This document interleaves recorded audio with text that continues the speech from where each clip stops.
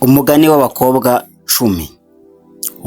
Umugani w'abakobwa 10. Icyo gihe ubwami bwo mu ijuru buzagiranwa n'abakobwa 10. Bajyanye amatabaza yabo bajya gusanganira umukwe.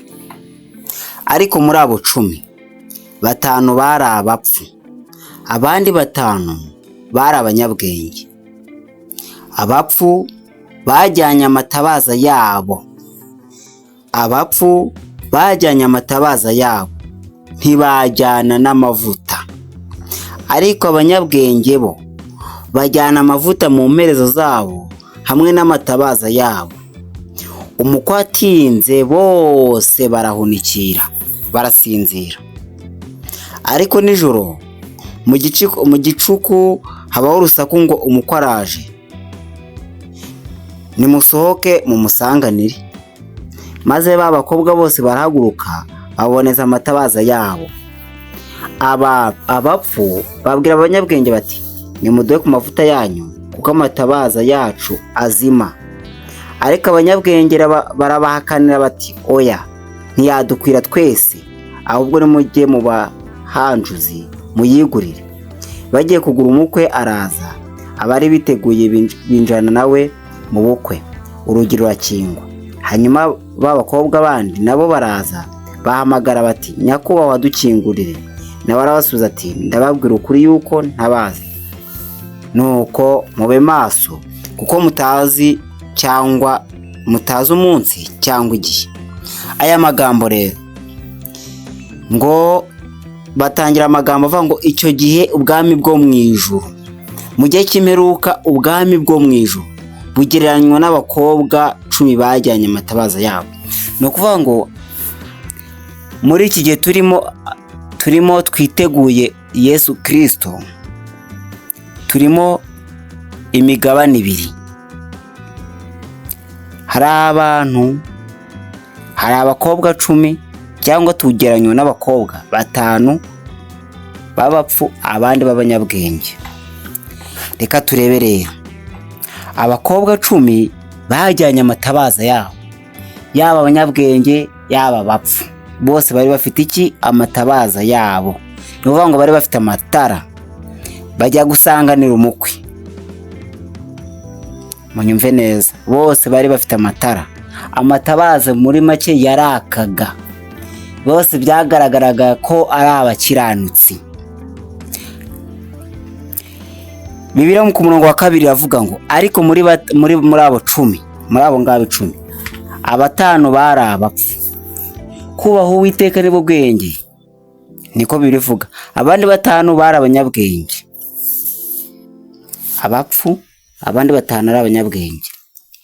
Ariko tumenye ko bamwe bose bari bafite iki? Amatabaza. Ariko abanyabwenge bo, nubwo bose 10 bari bafite amatabaza, abanyabwenge bo bamenye no kujyana amavuta mu mperezo zabo hamwe n'amatabaza yabo. Ni ukuvuga ngo bari bafite amatara yabo yaka, ariko abanyabwenge bagira kandi ku ruhande bibikira k'iki? K'amavuta mu mperezo babashyira ku ruhande barajyana. Imperezo ni akantu babikamo amavuta. Bajyanye imperezo zirimo amavuta, ariko bafite n'amatabaza ari yaka. Naho abapfapfa bo bari bafite amatabaza, ariko ntabwo bari bibikiye iki? Amavuta. Nuko mu gicuku nijoro habaho urusaku ngo umukwe agize ute? Araje. Nimusohoke musanganire. Maze abakobwa bose barahaguruka baboneza amatabaza yabo.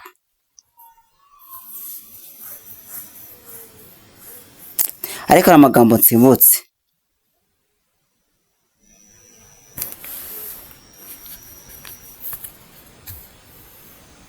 Amagambo avuga ngo umukwe atinze bose barahunikira.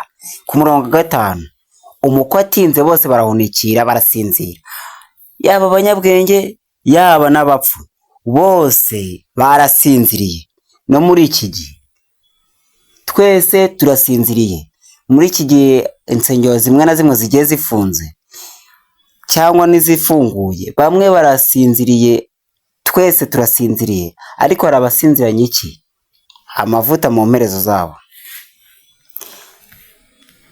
abapfu ngo maze ku murongo wa 7, maze abakobwa bose barahaguruka baboneza amatabaza yabo. Abapfu babwira abanyabwenge bati nimuduhe ku mavuta yanyu kuko amatabaza yacu ari kuzima. Ariko abanyabwenge barabahakana bati oya ntiyadukwira twese ahubwo nimujye mu bahanjuzi muyigurire cyangwa mu bacuruzi muyigurire. Bagiye kugura umukwe araza, abari biteguye kwinjirana nawe binjirana nawe mu bukwe, urugi rurakingwa. Hanyuma b'abakobwa bandi nabo baraza barahamagara bati nyakubahwa dukingure. Nawe arabasubiza ati ndababwira kuri ko nabazi. Kubera icyo atabamenye nuko batari bafite iki amavuta mu mperezo ngo bamutegereze. Nuko Bibiliya irasoza ivuga ngo nuko nimube maso kuko mutazi cyangwa umunsi cyangwa igihe. Mbese wowe muri abakobwa b'abanyabwenge n'abapfu uri hehe? Mbese wibike amavuta mu mperezo? Ese usinziranye iki? Isomo tujya gusorezaho haravuga ngo ni mu Befeso igice cyaho cya 15, igice cyaho cya 5 guhera ku murongo wa 15 nako guhera ku murongo wa 14. Nicyo gituma bivuga ngo usinziriye we kanguka uzuke, Kristo abone uko akumurikira.